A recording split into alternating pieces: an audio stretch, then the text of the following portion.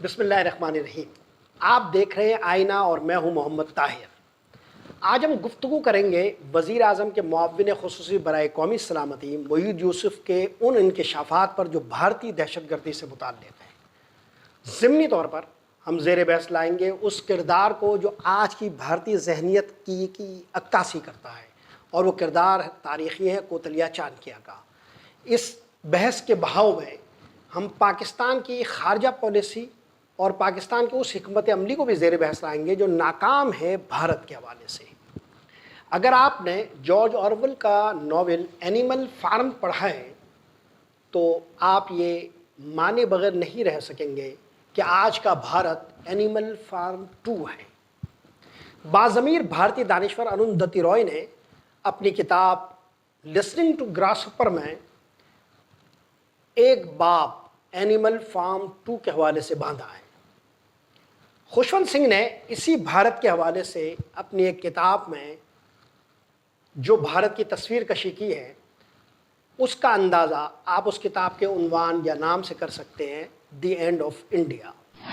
किताबों के हवाले में इसलिए दे रहा हूँ कि आप आज की भारतीय जहनीत को समझ सकें और अपने आप को मरबूत करें उस तारीख़ से जो दरअसल इस जहनीत को तैयार करती है। 283 साल कबल मसीह में इस सरज़मीन पर चंद्रगुप्त मौर्य की हुकूमत थी। चंद्रगुप्त मौर्य के अतालिक़ थे कोतलिया चाणक्य।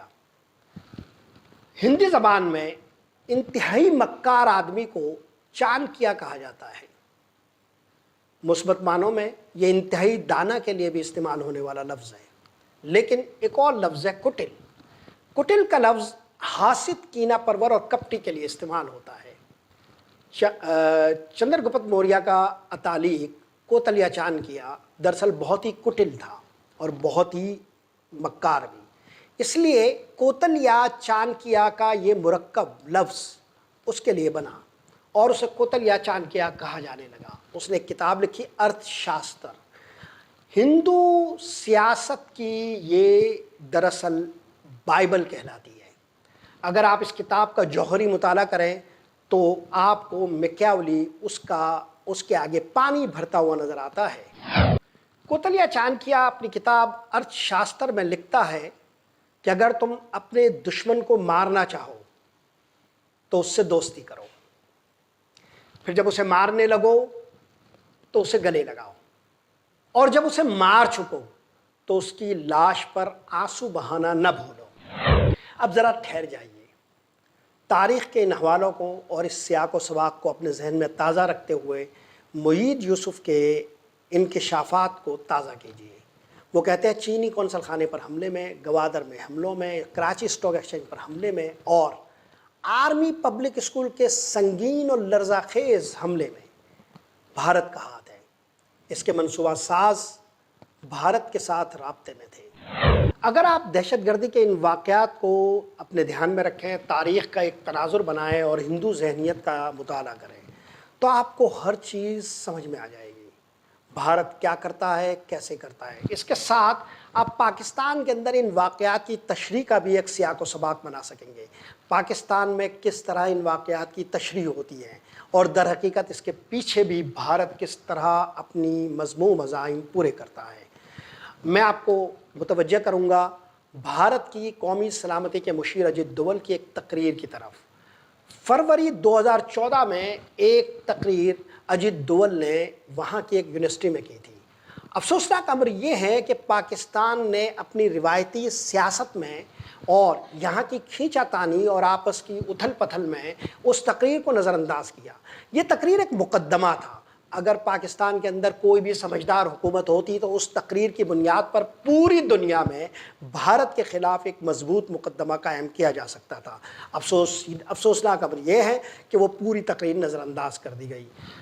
अजित दोवल ने अपनी उस तकरीर में कहा था कि 2 अहम निकात अजित दोवल की उस तकरीर में थे। उन्होंने कहा था कि हमें अपने दुश्मन को क्या बावर कराना है। ये बावर कराना है कि अगर भारत के अंदर दहशतगर्दी का कोई एक वाक़या भी हुआ तो पाकिस्तान के हाथ से बलूचिस्तान चला जाएगा। ये एक बात थी जो उस तकरीर में की गई। आगे जाकर अजित दोवल ने एक और बात कही اور وہ یہ تھی کہ پاکستان کے اندر جو دہشت گرد گروپس کام کر رہے ہیں اور ان کا اشارہ یہ تھا کہ یہ دہشت گرد گروپس دراصل انڈیا کے خلاف کام کر رہے ہیں، وہ دراصل مرسنریز ہیں، وہ ایک کرائے کا کردار ادا کرتے ہیں، وہ رینٹائر ہے، اگر آپ ان کو کرائے پر خریدنا چاہیں، زیادہ قیمت دیں تو وہ آپ کے لیے کام کریں گے۔ یہ دو نکات تھے جو بنیادی طور پر اجت دوول کی تقریر کا مرکزی حوالہ تھے۔ آپ اب دہشت گردی کے تمام واقعات جو پاکستان میں رونما ہوئے ہیں اور متوازی طور پر بھارت میں رونما ہوئے ہیں، اسے اس حکمت عملی اور اس گفتگو کے تناظر میں اس کا تجزیہ کریں تو واقعات کھل کر آپ کے سامنے آ جائیں گے۔ در حقیقت انڈیا، بھارت اپنی چانکیائی ذہنیت کے ساتھ کیسے اپنے مذموم عزائم پورے کرتا ہے۔ ایک دوسرا واقعہ لیں، نومبر 2008 میں ممبئی میں حملے ہوئے۔ بھارت نے ان حملوں سے جو کچھ حاصل کیا وہ شاید ان کی اپنی تاریخ میں ایک بے مثال واقعہ تھا، اور اس سے پاکستان کو جتنا رگیدہ، یہ شاید پاکستان کے لیے سبکی کے حوالے سے سب سے بڑا واقعہ تھا۔ بھارت نے اس واقعے کے ذریعے اور اس دہشت گردی کے ذریعے تمام مقاصد حاصل کیے۔ پاکستان کے اندر ایک ایسی حکومت تھی جس نے اس دہشت گردی کے واقعے کے حوالے سے کوئی اعلیٰ ذہانت کا مظاہرہ نہیں کیا اور بھارتی پروپیگنڈے کا شکار ہوئی۔ بھارتی پروپیگنڈے میں دراصل ان حملوں میں ایک کردار ابھارا، وہ کردار تھا اجمل قصاب کا۔ اجمل قصاب کے حوالے سے بھارت ایک خوفناک مقدمہ پاکستان کے خلاف بناتا رہا۔ افسوسناک بات یہ تھی کہ پاکستان میں کوئی ایسی اعلیٰ ذہانت کا مظاہرہ نہیں ہوا کہ جس کے ذریعے یہ سمجھا جاتا یا سمجھایا جاتا کہ دراصل دہشت گردی کا یہ خطرناک واقعہ بھارت کے کون سے مذموم عزائم کی تکمیل کر رہا ہے۔ پاکستان کی سیاست و صحافت بھارتی عزائم کی مددگار رہی۔ میں پھر دہراتا ہوں، پاکستان کی سیاست و صحافت بھارتی عزائم کی مددگار رہی۔ اجمل قصاب کے حوالے سے پاکستان میں ایسی رپورٹیں تخلیق ہوئی اور ایسی رپورٹیں مرتب کی گئی جس سے یہ سمجھانا آسان ہوتا یا لوگوں کو یہ باور کرانا آسان ہو گیا کہ دراصل دہشت گردی کا یہ واقعہ منظم کیا گیا ہے پاکستان کے اندر۔ ہم نے غیر ریاستی اداکاروں کی ایک اصطلاح سنی جو پاکستانی حکمرانوں کی زبان سے ادا ہوئی۔ ہم نے اجمل قصاب کی پاکستان کے اندر سرگرمیوں کی تفصیلات پڑھی جو پاکستانی صحافت نے جگا دی، لیکن افسوسناک امر یہ تھا کہ اس کے پیچھے بھارت کے کون سے عزائم تھے، ہم اس کا کوئی درست تجزیہ نہیں کر سکے۔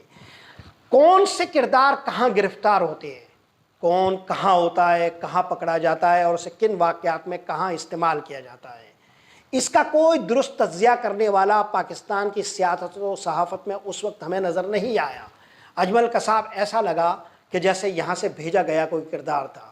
یہ تجزیہ بھی نہیں کیا گیا کہ کیا اجمل قصاب اس دہشت گردی کے واقعے سے پہلے کہیں گرفتار تو نہیں تھا، جیسا کہ آج ہم بہت سارے لوگوں کے بارے میں جانتے ہیں اور جس کے بارے میں بتاؤں گا بھی کہ ایسے بہت سے کریکٹر ہیں جو بھارت کی سرزمین پر اس وقت موجود ہیں۔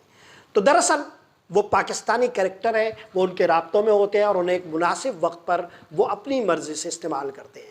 اجمل قصاب کے حوالے سے ایسا کوئی تجزیہ نہیں کیا گیا۔ در حقیقت نومبر 2008 میں ممبئی حملوں کے ان واقعات سے پہلے ستمبر 2006 میں مہاراشٹر کے شہر مالیگاؤں میں سلسلے وار بم دھماکے ہوئے تھے۔ یہ مسلمانوں کی بستیاں تھیں، مسلمانوں کی ان بستیوں میں مسلمانوں کو ہدف بنایا گیا تھا، اور آپ ستم بالائے ستم دیکھیے کہ ان حملوں کا مقدمہ بھی مسلمانوں کے خلاف قائم کیا گیا تھا۔ اس کی تفتیش ایک اور باضمیر بھارتی پولیس آفیسر کے ہاتھ میں آئی، اس کا نام تھا ہیمنت کرکرے۔ ہیمنت کرکرے نے ان مالیگاؤں اٹیکس کے ذمہ داروں کو پکڑا جو سب کے سب ہندو تھے اور ہندو انتہا پسند تھے جن کا ہدف مسلمانوں کو نشانہ بنانا تھا۔ اس پر بھارت کے اندر ایک طوفان اٹھا۔ لطف کی بات یہ ہے کہ اسی افسر کو نومبر 2008 میں ممبئی اٹیک میں جو جس کی ذمہ داری اجمل قصاب پر عائد کی جاتی ہے نشانہ بنایا گیا اور ممبئی اٹیک میں اس کو مار دیا۔ یہ بھارت کا طریقہ واردات ہے۔ اگر آپ گزشتہ 3 دہائیوں میں مختلف رونما ہونے والے دہشت گردی کے وہ واقعات جو پاکستان کے سرزمین پر یا ہندوستان کے سرزمین پر رونما ہوئے ہیں، اس کے اسباب و محرکات کو جانچیں گے۔ اگر آپ ان کے سروں کو پکڑنے کی کوشش کریں گے، ان گتھیوں کو سلجھائیں گے، اس مہمے کو حل کرنے کی کوشش کریں گے، تو آپ کو اس کے پیچھے کوتلیا چانکیہ کی وہ ذہنیت نظر آئے گی جس کا نمائندہ اس وقت بھارت میں نریندر مودی ہے۔ نریندر مودی کہیں نہ کہیں آپ کو نقاب میں منہ چھپائے نظر آئے گا، اور اب اس کی پوری نگرانی اجت دوول کر رہے ہیں۔ دراصل ان واقعات کو سمجھنے کی ضرورت ہے، اور اس کے ساتھ ہمیں اپنے گریبانوں میں بھی جھانکنے کی ضرورت ہے۔ پاکستان میں کیا ہو رہا ہے؟ افسوسناک امر یہ ہے کہ پاکستان کی پوری قومی سیاست مفادات کے تابع ہے۔ اس قومی سیاست کا علمبردار چاہے اس طرف ہو یا چاہے اس طرف ہو، اس کا اولین حوالہ، اولین فوکس اور اولین نقطہ صرف ایک ہے: اپنے سیاسی مفاد کا تحفظ۔ اس ذہنیت کا نتیجہ یہ نکلا ہے کہ ہم نے اپنے قومی مفادات کو انتہائی ارذل اور اسفل، انتہائی گھٹیا اور انتہائی ادنا سیاست کے ماتحتی میں دے دیا ہے۔ ہمارا قومی مفاد وہاں ہانپنے لگتا ہے جہاں ہمارا سیاسی مفاد حاوی ہوتا ہے۔ افسوسناک امر یہ ہے کہ یہ سیاسی مفادات اتنے حاوی یہاں ہو گئے ہیں کہ ہمارے قومی مفادات تو ایک طرف، ہمارے قومی پالیسیاں تو ایک طرف، ہم اپنے دشمنوں کی شناخت بھی کھو بیٹھے ہیں۔ یہاں ایسے سیاستدان موجود ہیں جن کے لیے اپنے سیاسی حریف اتنے طاقتور اور توانا ہو گئے ہیں کہ وہ ان کی خاطر بھارت کو بھی نظر انداز کرنے کو تیار ہیں۔ چنانچہ گزشتہ 3 دہائیوں میں بھارت نے جو پیش قدمی عالمی سطح پر کی ہے، اس کی وجہ پاکستان کا کمزور سیاسی ارادہ رہا ہے۔ یہ کمزور سیاسی ارادہ دراصل اسٹیبلشمنٹ کے ساتھ اس سیاسی چشمک کی وجہ سے پیدا ہوا جس میں یہ لوگ پاکستان کو بھی چھوٹا سمجھنے لگے ہیں۔ افسوسناک بات یہ ہے کہ سیاسی شطرنج کے دونوں طرف کے کھلاڑی اس بات کو نہیں سمجھ رہے کہ اس میں ہم اپنے قومی مفادات کا کتنا ضیاع کر رہے ہیں، اور بھارت اس حوالے سے کتنی زبردست پیش قدمی کرنے میں کامیاب ہو گیا ہے کہ آج دنیا کو وہ دہشت گردی بھی سمجھانے میں ہم ناکام ہیں جس پر بھارت کے نقش قدم خود بخود نمایاں ہو کر سامنے آتے ہیں۔ افسوسناک امر یہ ہے کہ 9/11 کے بعد بھارت نے پوری دنیا کے مزاج کو بالکل درست طور پر سمجھا تھا، اس کا تجزیہ بالکل درست کیا تھا۔ ان کو پتہ تھا کہ عالمی سیاسی رجحانات مسلم امہ کے خلاف ہیں، اور اس مسلم امہ کے خلاف جذبات کا درست استعمال بھارت نے اپنے نقطۂ نظر سے پاکستان کے خلاف کر کے دکھایا۔ ہم نے اپنے آپ کو بھارتی حکمت عملی کی تحویل میں دے دیا۔ ہمیں اپنے گریبانوں میں جھانکنے کی ضرورت ہے، دہشت گردی کے ان تمام واقعات کا سراغ لگانے کی ضرورت ہے، اور عالمی سطح پر اسے اجاگر کرنے کی ضرورت ہے۔